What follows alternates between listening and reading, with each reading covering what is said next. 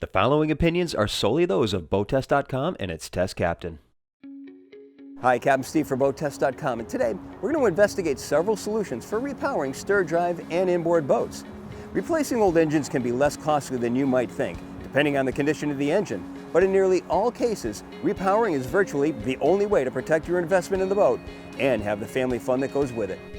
A catastrophic engine failure caused by freeze damage, a cracked block, overheating, warped heads, severe corrosion, neglect, and just plain old age can lead an old boat to the graveyard prematurely.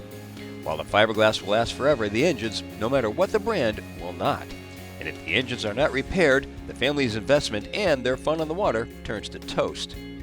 Many people leave their boats to their children and grandchildren, and given the high cost of new boats, a passed-down boat may be the only way many will be able to afford one. Virtually all inboard and stir-drive gas engines that were marinized from 1985 to 2010 started life as General Motors engine blocks, but GM stopped making them years ago.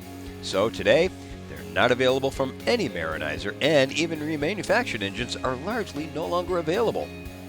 These engines are the 3.0 liter, the 5.0 liter, 5.7 liter, and the 8.1 liter GM engines, all used in both stern-drive and inboard applications.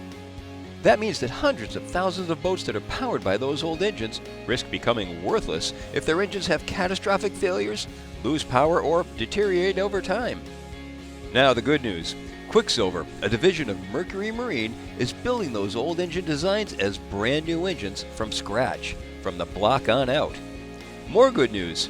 Since there have been many advancements in technologies over the last 30 years, and Quicksilver has had the benefit of 30 years to study the failures of the old designs, the new ones they're making are redesigned to be much more durable than the ones they're replacing. So now, owners of old boats with tired or unserviceable engines from most brands have three major solutions for protecting their boating investment and having family fun on the water. Solution number one is called the Quicksilver Long Block.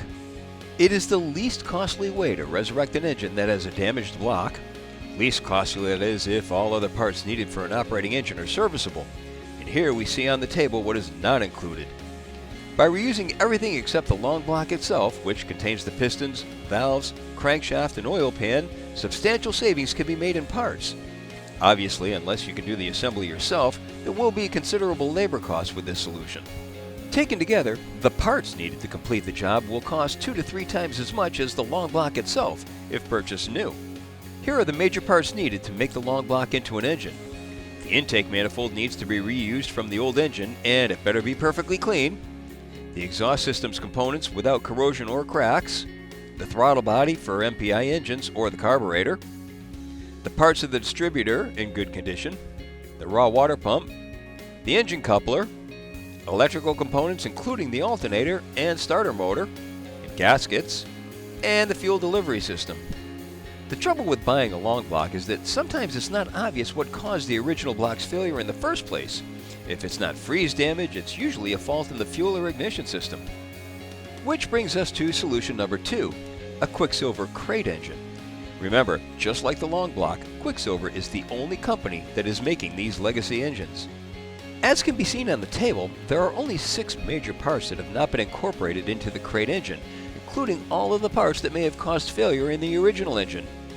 The crate engine still lets the boater use existing exhaust components, the alternator, fuel delivery system components, starter motor, engine coupler, and the raw water pump in order to save money. But what if the boat's engine is just old and tired? The distributor is 30 years old, the carburetor is 40 years old, it has high engine hours, or there's lots of corrosion. The third solution will be the best for many people because it's so simple. A completely new Quicksilver engine, fully dressed and ready to go, can be installed quickly with lowest labor hours of the 3 solutions. There's no hassle, and it gives the boat decades more life, and gets the family back out on the water. All Quicksilver engines are hot tested, compression checked, pressure checked, and leak checked with dye and UV light. In all ways, these engines are better than the ones being replaced, and they have a 3-year warranty. Now, this might beg the question, why not just buy a new catalyzed engine to put in the old boat? Well, the answer is, because the boat was not designed for the new engines, which are usually larger and taller. The box size, position of the through holes, engine mounts, bulkheads, and clearances on all 6 sides might require extensive modification to the boat. The second reason is that these engines are probably more durable than most new engines on the market because they haven't done a 25-year shakedown like the legacy engines. A final word about repowering. Many boaters looking for a low-cost way to replace their marine engine consider using an automotive engine, but that could be a costly mistake. Automobile engines are mass-produced as cheaply as possible and cannot take the constant high RPMs, high temperatures, long idle periods, and dampness of the marine environment, much less the corrosive aspect of salt water. That's why buying an engine from anyone in the engine marinizing business would be better than buying an automobile engine.